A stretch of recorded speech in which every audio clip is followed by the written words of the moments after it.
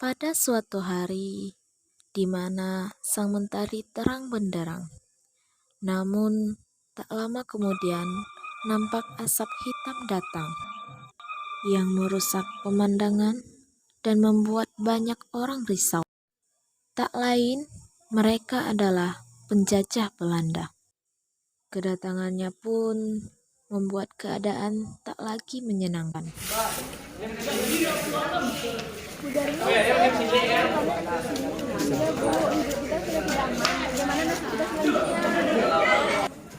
Lalu orang Belanda datang. Hei kalian, tunduklah pada ai dan beri hormat, atau tidak, Biru House dan sisinya akan jadi milik kami. Kami akan tunduk pada Tuan. Wah, nice. Kili, ambilkan mereka sembako. Oke. Kedua prajurit tersebut berniat menghasut kaum Padri dan kaum adat untuk saling membenci.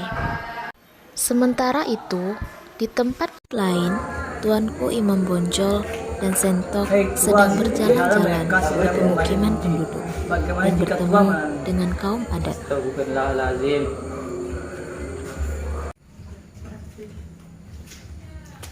Hahaha, awak menang lagi. Datuk memang hebat. Hei kalian, hentikan permainan itu.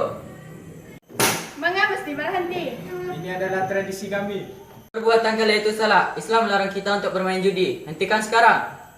Tidak, baik kalian dari sikap kalau kami akan mengadu kami ya. Ya, kami akan pergi, tidak akan mengganggu kalian lagi. Baiklah, jika itu yang kalian inginkan. James sedang berjalan-jalan dan bertemu Darmi dan Suntik. Halo, kompadri. Iya Tuan, ada yang bisa awak bantu? Saya singgah di sini hanya untuk mengatakan sesuatu tentang kaum adat. Ada apa tentang kaum adat hingga Tuan singgah kamari? Apakah kalian tidak pernah berpikir bahwa kaum kalian lebih sedikit dari kaum adat? Mereka akan melakukan cara apa saja agar kaum kalian dicap buruk oleh semua orang. Benarkah itu Tuan? Jika kalian tidak percaya, ambil uang ini. Terima kasih, kawan percaya kepada Tuan. Di tempat lain, Kelly sedang menghasut kaum adat. Setelah mendengar itu, hati kaum tersebut berapi-api karena mendengar omongan orang Belanda tersebut. Darmi dan Dewi bertemu saat mereka berjalan. Dan karena terhasut, Hei, apa maksud kalian untuk menghancurkan nama baik kaum putih?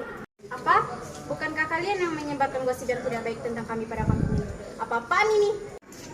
Kalianlah yang sudah menghancurkan nama baik kaum kami. Akan saya laporkan kamu kepada Tuanku Imam Bonjol. Baiklah, jika kamu ingin melaporkan kepada Tuanku Imam Bonjol, kami akan juga mengadukan kepada pemimpinku. saat itulah kaum Padri dan kaum adat sudah saling membenci. Hingga menjadi perang karena telah terhasut oleh orang Belanda tersebut. Namun, dalam peperangan ini, kaum Padri mengalami kemenangan di mana-mana. Hanya untuk menyadarkan kaum adat bahwa yang mereka lakukan itu adalah salah. Datuk, kita udah usah berparang hanya untuk membuktikan siapa yang salah dan siapa yang betul. Apalah orang takut jika kita berparang. Tapi kita bisa menyelesaikan ini dengan elok-elok. Banyak kecil engkau. Pada peperangan ini, Datuk Didi mengalami kekalahan. Karena kekalahannya, kaum adat yang dipimpin oleh Datuk Didi pergi kepada Belanda untuk meminta bantuan. Selamat sore Tuan James. Ya, selamat sore Datuk Didi. Ada perlu apa Anda jauh-jauh datang kemari? Awak anda Belanda membantu kaum kami untuk melawan kaum Padri. Keuntungan apa untuk I bila I membantu kamu? Kita bisa buat perjanjian. Perjanjian apa yang dimaksud Datuk? Jika kita menang, kita bisa membagi 2 tanah Minangkabau. Datuk yang sombong ini so stupid. Besok pagi, kita akan membuat perjanjian dengan Imam Bonjol. Alright, akan saya tunggu besok. Akhirnya mereka meminta bantuanku. Inilah kesempatanku untuk menghancurkan kaum Padri, kemudian kaum adat untuk menguasai daerah ini. Keesokan Datuk, harinya, mengapa bawa orang Belanda kemari? Datuk pikir ikut pembicaraan untuk menyelesaikan masalahnya. Awak nak pernah mengecek bantuan tu. Apa awak nak tahu betapa liciknya orang Belanda tu untuk menguasai daerah Sika? Ang iri kan dengan keberhasilan awak yang sudah bersatu dengan kaum Belanda. Jika hendak Nio, biarkan awak yang menyelesaikan masalah ini. Kita bisa mengecek elok-elok tanpa mengajak orang Belanda tu di pertemuan Sika. Jelau. Bukan kalian ingin bersatu? Tidak usah bertele-tele Tuan James. Awak hanya ingin menyelesaikan perjanjian ini. Datuk Didi telah menyetujui perjanjian tersebut yang dinamakan dengan Perjanjian Masang. Dengan sombongnya, Datuk Didi mengatakan akan Mengapa berhasil kita ke harus depannya. berusaha seperti ini, Datuk? Bukankah kita ini sama? Apanya yang sama? Jelas kita berbeda. Engkau dengan omong kosongmu dan awak dengan ajaran nenek moyang awak. Bukannya kita bisa bersatu dengan adanya perbedaan? Terserah kau, Imam. Yang penting awak telah menyetujui perjanjian ini dan perbatasan kaum adat telah ditentukan. Baiklah, awak harap itu yang terbaik buat kaum adat. Tetapi siapa menyangka Belanda mengingkari perjanjian tersebut dengan dibuatnya benteng Fort Vanderkappel di Batu Sangkar dan benteng Fort de Kock di Bukit Tinggi yang memperkuat kedudukannya di Sumatera Barat.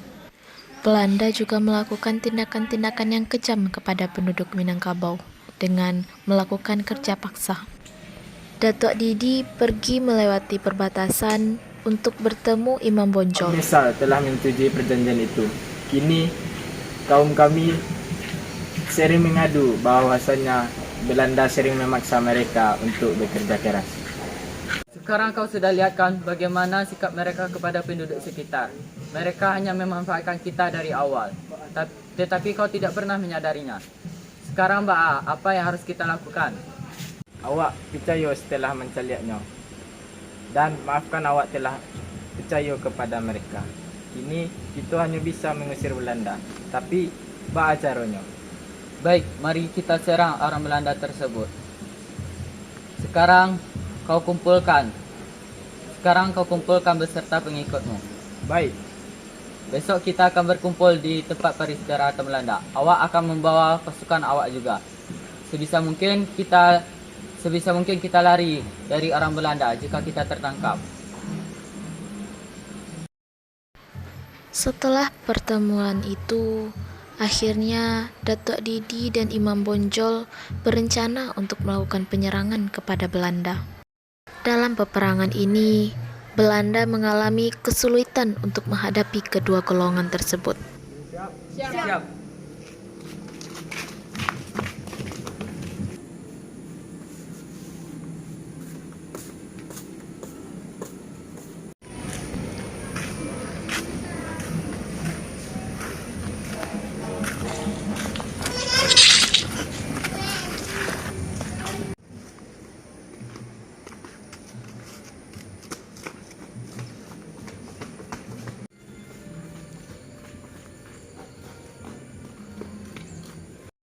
Tuan, kita diserang. Sebaiknya kita kabur sebelum mereka membunuh kita.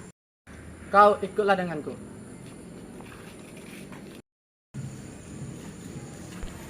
Setelah lama bersembunyi, James pun mengirim Bram untuk meminta bantuan dari pihak Belanda yang berada di Pulau Jika Jawa. kedua kaum tersebut bersatu, mereka sangatlah kuat.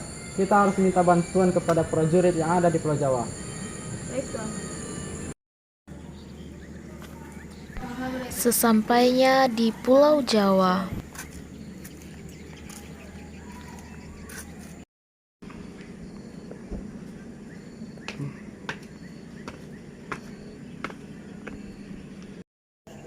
Lapor, saya dikirim oleh Kapten James untuk meminta bantuan karena pasukan telah gugur melawan rakyat Sumatera. Alright, kau kembalilah ke sini malam ini. Kita akan pergi ke Pulau Sumatera dan membawa pasukan yang akan ikut bersamamu. Oke, terima kasih Tuan.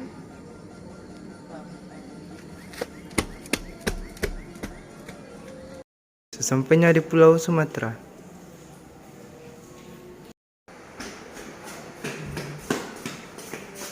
Tuan, saya telah membawa pasukan pasukan bantuan dari Pulau Jawa.